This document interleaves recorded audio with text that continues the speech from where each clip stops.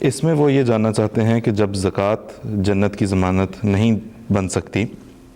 تو یا نہیں قرار دی گئی تو نظام وصیت کس طرح جنت کا ضامن ہو سکتا ہے؟ اس میں آپ سے گزارش کروں گا کہ معلوم ہوتا ہے کہ جنہوں نے سوال پوچھا ہے انہیں نظام وصیت سے واقفیت ہے، لیکن ہمارے ایسے غیر از جماعت ناظرین کے لیے جو اس نظام سے جنہیں واقفیت نہ ہو، اگر اس کا بھی مختصر تعارف ہو جائے اور سوال کا جواب بھی اب دے دیں برائے مہربانی۔ اعوذ باللہ من الشیطان الرجیم، بسم اللہ الرحمن الرحیم۔ یہ بات درست ہے کہ اکیلے زکوٰۃ، اگر یہ کہا جائے کہ زکوٰۃ جو ہے وہ جنت کا ضمانت نہیں دیتی، اکیلے زکوٰۃ ادا کرنا تو واقعتاً جنت کی ضمانت نہیں دیتی، لیکن اگر کوئی شخص زکوٰۃ ادا کرنے کے ساتھ ساتھ دیگر ارکان اسلام پر بھی ایمان رکھتا ہے اور اوامر و نواہی جو قرآن کریم میں مذکور ہیں اور حضور صلی اللہ علیہ وسلم کے جو فرامین ہیں ان پر بھی ایمان لاتا ہے اور نیکی اور تقوی کی راہوں پر گامزن ہے، خدا تعالیٰ کی راہ میں خرچ بھی کرتا ہے، اعلاء کلمہ حق کے لیے وہ کوشاں بھی ہے، تو زکوٰۃ ضرور ایسے شخص کو جنت کی ضمانت دینے والی بن جاتی ہے، کیونکہ سارے کام بجا لانے کے باوجود اگر کوئی زکوٰۃ نہیں دے رہا تو لازمی بات ہے یہ کمی ہے، وہ اس کو روک حائل ہو جائے گی۔ یہی بات ہے کہ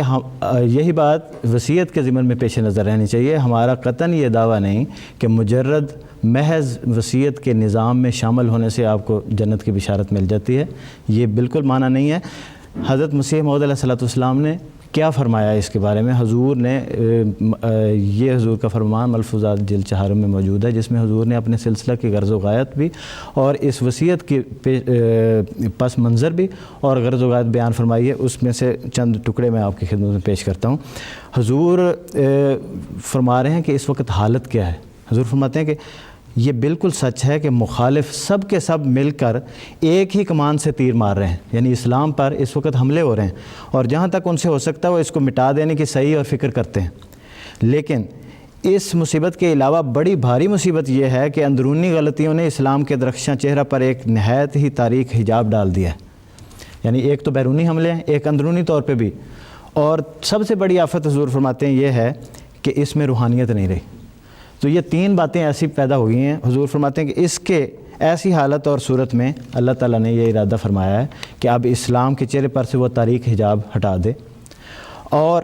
اس کی روشنی سے دلوں کو منور کرے، اور ان بے جا اتہامات اور حملوں سے جو آئے دن مخالف اس پر لگاتے ہیں اسے محفوظ کیا جائے۔ اس غرض سے یہ سلسلہ اللہ تعالیٰ نے قائم فرمایا۔ آگے اب حضور وصیت کے بارے میں فرما رہے ہیں، اور حضور فرماتے ہیں کہ یہ کیوں سلسلہ قائم فرمایا ہے؟ وہ چاہتا ہے کہ مسلمان اپنا نمونہ دکھائیں۔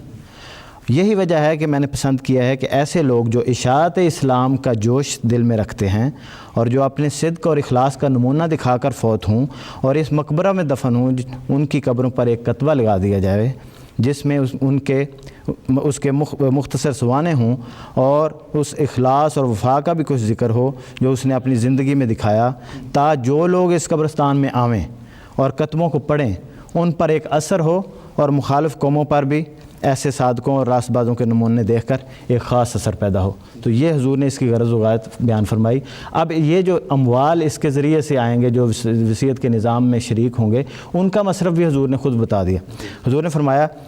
کہ اعلاء کلمہ اسلام کے لیے، اشاعت توحید کے لیے، تبلیغ احکام قرآن کے لیے، اور اشاعت علم قرآن اور کتب دینیہ کے لیے، اور جو اس سلسلہ کے واعظ کام کریں گے ان پہ خرچ کرنے کے لیے۔ اسی طرح آگے اس راستے کو اور مزید کھول دیا۔ حضور نے فرمایا اور ہر ایک امر جو مصالح اشاعت اسلام میں داخل ہے، جس کی اب تفصیل کرنا قبل از وقت ہے، یعنی آئندہ زمانے میں اور ضرورتیں پیدا ہو سکتی ہیں، ان سب کے لیے یہ پیسے استعمال ہوں گے۔ اور آخر پہ یہ بھی فرمایا ان اموال میں سے ان یتیموں اور مسکینوں اور نو مسلموں کا بھی حق ہوگا جو کافی طور پر وجوہ معاش نہیں رکھتے اور سلسلہ احمدیہ میں داخل ہیں۔ تو اس لیے یہ ایک مجموعی طور پر تمام جو انفاق کی صورتیں ہیں اس کو اپنے اندر سمیٹے ہوئے یہ ایک نظام ہے، اور اس میں صرف اور صرف مالی شرط کو پورا کرنا مقصد نہیں ہے، اس کی بھی حضور نے خود ہی وضاحت فرمائی ہے۔ حضور فرماتے ہیں یاد رہے کہ صرف یہ کافی نہ ہوگا کہ جائیداد منقولہ و غیر منقولہ کا 10واں حصہ دیا جاوے، بلکہ ضروری ہوگا کہ ایسا وصیت کرنے والا جہاں تک اس کے لیے ممکن ہے پابند احکام اسلام ہو، اور تقوی اور طہارت کے امور میں کوشش کرنے والا ہو، اور مسلمان خدا کو ایک جاننے والا اور اس کے رسول پر سچا ایمان لانے والا ہو، نیز حقوق عباد غصب کرنے والا نہ ہو۔ اور پھر فرمایا کہ تیسری شرط یہ ہے کہ اس قبرستان میں دفن ہونے والا متقی ہو اور محرمات سے پرہیز کرتا اور کوئی شرک اور بدعت کا کام نہ کرتا ہو، سچا اور صاف مسلمان ہو۔ اچھا، اب یہاں پہ ایک بات تو یہ صاف ہوگی کہ مالی جو شک ہے اس پر زور نہیں، اصل تقوی اور طہارت ہے، اس پر زور۔ اور عملاً بھی یہ واقعہ ہوئے ہیں، نہ صرف حضرت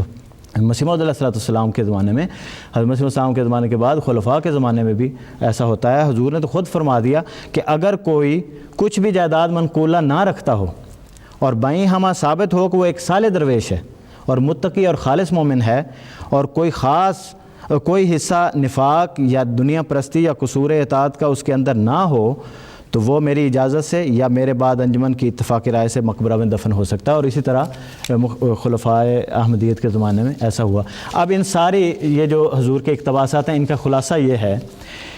کہ ایسا شخص جو خدا تعالیٰ پر ایمان لاتا ہے، شرک اور بدعت سے پرہیز کرتا ہے، رسول کریم صلی اللہ علیہ وسلم پر سچا ایمان لاتا ہے، پابند احکام اسلام ہے، تقوی اور طہارت کے امور میں کوشش کرنے والا ہے، محرمات سے پرہیز کرنے والا ہے، حقوق عباد غصب کرنے والا نہیں، سچا اور صاف مسلمان ہے، اور دین کے لیے اخلاص اور جوش اور اپنی زندگی کو وقف کر کے رکھتا ہے، اور اس کے ساتھ ساتھ جیتے جی اپنا ایک بڑا حصہ اپنی آمدنی کا وہ خدا کی راہ میں اور اعلاء کلمہ طیبہ کے کلمہ اسلام کے حق میں پیش کرتا ہے، اور غریبوں اور یتیموں اور مسکینوں کی مدد کے لیے پیش کرتا ہے، اور مرنے کے بعد بھی ایک اپنی جائیداد کے ایک حصہ کی وصیت کر جاتا ہے۔ اگر یہ سارے اعمال اہل جنت والوں کے نہیں ہیں تو پھر اور کیا اعمال ہوں گے؟ تو یہ بذات اصل میں اس سارے جو مضمون ہے اس کو اکٹھا کر کے ایک نظام کی شکل دے دی گئی ہے، اور قرآن کریم اس بات پر بخوبی روشنی ڈالتا ہے۔ قرآن کریم کی آیات ایسے لگتا ہے کہ یہ نظام جو ہے قرآن کریم کی ان آیات کی ایک مجسم تصویر ہے۔ قرآن کریم میں اللہ تعالیٰ فرماتا ہے ان اللہ اشترى من المؤمنین انفسهم واموالهم بان لهم الجنہ، کہ ان کے مال بھی اللہ تعالیٰ نے خرید لیے ہیں اور ان کے نفس بھی خرید لیے ہیں۔ مال سے بھی جہاد کرتے ہیں، اپنے نفس کی اصلاح کا بھی جہاد کرتے ہیں، اور اس کے بدلے میں جنت ہے۔ اور دوسری آیت اس سے زیادہ واضح ہے، اس میں اللہ تعالیٰ فرماتا ہے یا ایھا الذین آمنوا ھل ادلکم علی تجارۃ تنجیکم من عذاب علیم تؤمنون باللہ ورسولہ وتجاہدون فی سبیل اللہ باموالکم وانفسکم ذالکم خیر لکم ان کنتم تعلمون یغفر لکم ذنوبکم ویدخلکم جنات تجری من تحتها الانہار ومساکن طیبۃ فی جنات عدن ذالک الفوز العظیم۔ اس میں بھی دو ہی چیزوں کا ذکر ہے کہ تجاہدون فی سبیل اللہ باموالکم وانفسکم، پہلے مال ہے کہ اپنے مالوں سے خدا کے راستے میں جہاد کرتے ہیں اور اپنے نفوس کے ساتھ جہاد کرتے ہیں، تو اس کے بدلے میں اللہ تعالیٰ نے جنتوں کے وعدے پیش فرمائے ہیں۔ اور ہمارا یہ ایک یہاں پہ جو غلط فہمی ہے اس کا بھی ازالہ کر دینا ضروری ہے کہ ہمارا یہ بالکل عقیدہ نہیں ہے کہ ہر وہ شخص جو صرف اور صرف وصیت کے نظام میں داخل ہے اور کوئی اور دوسرے نیکیاں نہیں کرتا اور وہ بہشتی مقبرہ میں بھی دفن ہو جاتا ہے تو اس سے ہماری یہ مراد ہے کہ وہ جنتی ہے، ہرگز نہیں۔ بلکہ حضرت مسیح موعود علیہ السلام تو خود فرماتے ہیں، بار بار دعا کرتے ہیں کہ اللہ تعالیٰ اس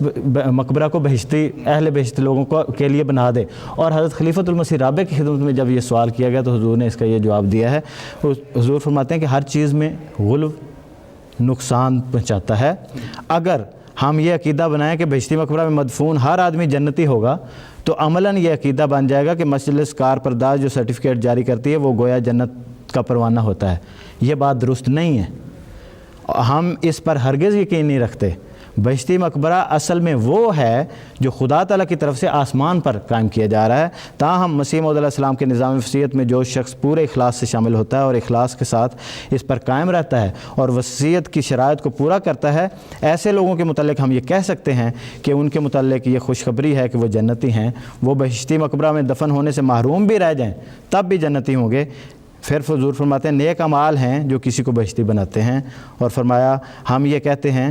ہم اپنے خدا پر حسن ظن رکھتے ہیں، ہم امید رکھتے ہیں کہ وہ شخص جس کو ساری عمر قربانی کی ایک غیر معمولی توفیق ملی اور اللہ تعالیٰ نے اس کی پردہ پوشی فرمائی، ہم امید کرتے ہیں اور دعا کرتے ہیں کہ اللہ تعالیٰ اس سے مغفرت کا سلوک فرمائے گا، اور غالب امید ہے کہ وہ جنت میں جائے گا۔ جی ٹھیک، بہت بہت شکریہ طاہر ندیم صاحب۔ اس سے پہلے کہ ہم آگے چلیں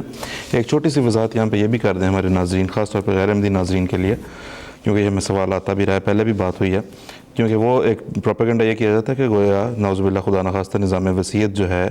اس کو ہم لوگ زکوٰۃ کے نظام کے متبادل کے طور پر لیتے ہیں، تو کیا کوئی ایسی بات ہے اس کے وضاحت؟ بالکل ایسی بات نہیں ہے، جو زکوٰۃ ہے وہ اپنی جگہ پہ موجود ہے، جی، اور جماعت احمدیہ میں خلفاء کی طرف سے بار بار اس پر تاکیدی پیغامات اور نصائح تعلیمات دی جاتی ہیں کہ جن کے پاس اموال ہیں وہ نصاب تک پہنچتے ہیں اور ان پہ زکوٰۃ واجب آتی ہے وہ اس کی زکوٰۃ ادا کریں، کیونکہ چونکہ جماعت کو تو کسی کا اموال کا پتہ نہیں ہے، لیکن یہ ان لوگوں پر انحصار کرتی ہے بات کہ جن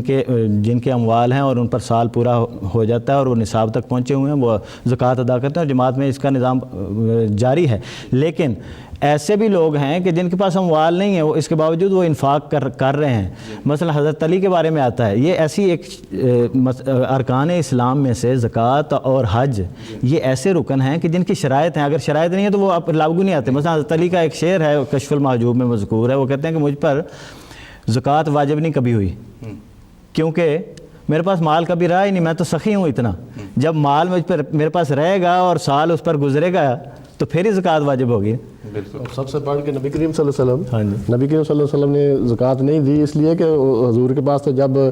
کوئی مال آتا تھا تو آپ اس وقت سوتے نہیں تھے جب تک تقسیم نہیں کر لیتے، تو پھر ظاہر ہے کہ اس کا یہ مطلب نہیں کہ آپ نے اس کا کوئی اس کو نظر انداز کیا اس رکن کو، بلکہ وہ شرط پوری نہیں ہوئی، آپ اس سے بہت بڑھ کے انفاق کرنے والے تھے۔ بالکل ایز سمپل ایز دیٹ۔ بہت بہت شکریہ، جزاک اللہ۔